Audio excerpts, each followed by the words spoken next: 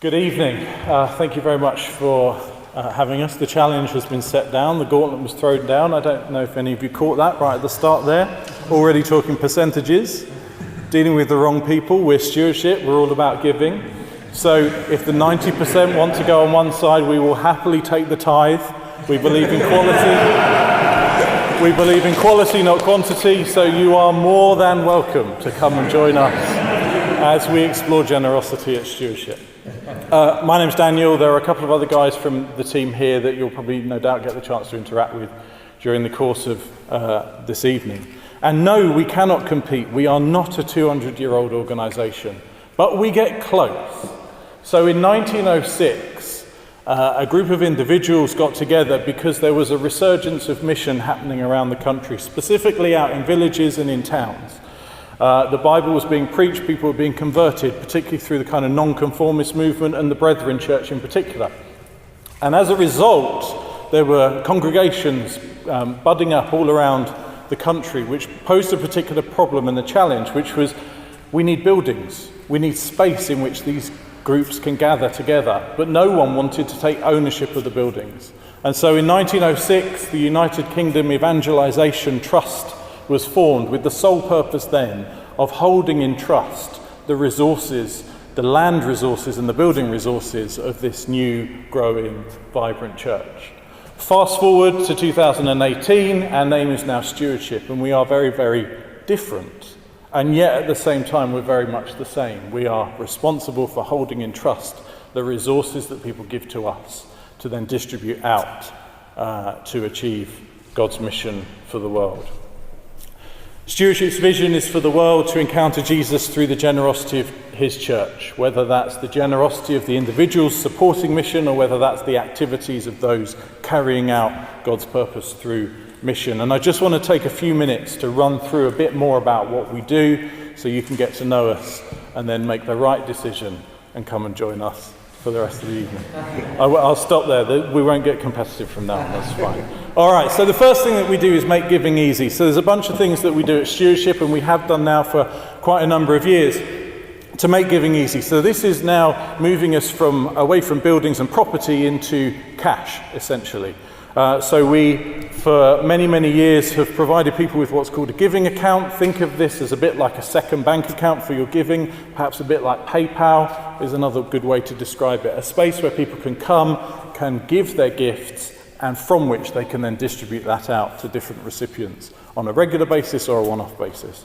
In the last few years, we've taken that one step further and we've launched Give.net, which is a kind of crowdfunding, fundraising platform, again, where we have a database of recipients that people can come and choose to fundraise for. Second area that's grown in importance to us is to inspire greater generosity. It's all well and good moving money around, but actually we've really discovered in the last few years a passionate core of Stewardship, which is to inspire people to think more carefully about their giving, to inspire people to take the first steps into giving and move them on in a life of generosity. As a result, we've become known in the last few years for a campaign that we run during Lent, which is called 40 Acts, where we challenge people every day to receive an email from us and carry out a generous action each day. But we also create a whole bunch of other resources, books, guides for churches to use to inspire the church to be more generous. And then the third area still, which goes back to the days of supporting churches with property, is strengthening Christian causes. Behind the scenes, back in our office just over the way at the Barbican, we have a team of people. I don't really understand them. They're detailed accounting type folk, but they're working to support churches and Christian charities with all of that fiddly stuff that no one really likes to do apart from accountants and payroll people, etc., etc. So we offer services like payroll, like accounts examination, etc., to around 1,000 different churches and Christian charities each year. But this is why you're here. This is the challenge that we wanted to throw down, and it is very much a live challenge for Stewardship. This is one that we are wrestling with right now, so your input will be incredibly valuable to us. How can we use technology to inspire and enable greater generosity in the Christian community? I mentioned the giving account. We have this as a fairly solid platform. I won't spend too long labouring the point of what it does. If you want to get to know it, you're welcome to open one. You may already use one, in which case, fantastic. You definitely need to come and join us for the rest of the evening. There's multiple reasons why people might choose to use an account. For some, it's just about efficiency and simplicity. For some, it's about being able to keep track of gift aid coming in, perhaps smoothing out irregular income and being able to distribute and stay faithful to those that they want to support when income is fluctuating from 1 month to the next.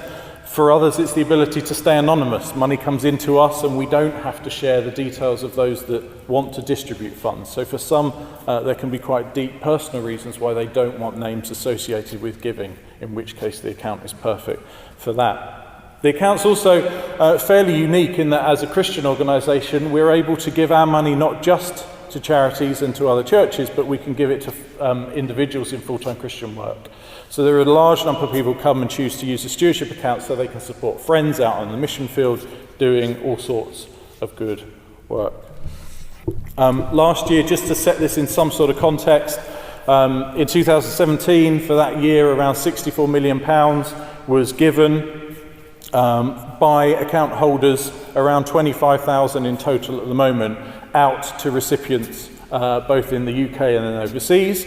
And of that money, 97% of that went to what we would classify a Christian cause. So that would be a church, Christian charity, or an individual in full-time Christian ministry. Specifically on those individuals, currently there's about 3,000 of those who are registered with us receiving funds from us on a regular basis. And within that 64 million, it was about 12 million that those guys got. And this is proper living by faith support. So for a lot of these guys, this is their income, this is what they receive. And we're in a privileged position to be able to handle that on their behalf and pass it on to them. And then, of course, all of that's operating, in one sense, a bit like a business. So there are certain fees that we will apply to gifts coming in, but we recycle those fees as best we can. So wherever we're making surpluses, we run as a charity. Wherever we're making surpluses, we're sowing that back in to other kingdom projects, whether that's resources like 40 Acts, whether that's extra hardship funds when a full-time Christian worker runs low on support and we can top that up, whether that's discounting the services we provide to churches or charities, you name it, we want to be able to support that. The good news is the account will shortly look a bit better than that first screenshot that I showed you.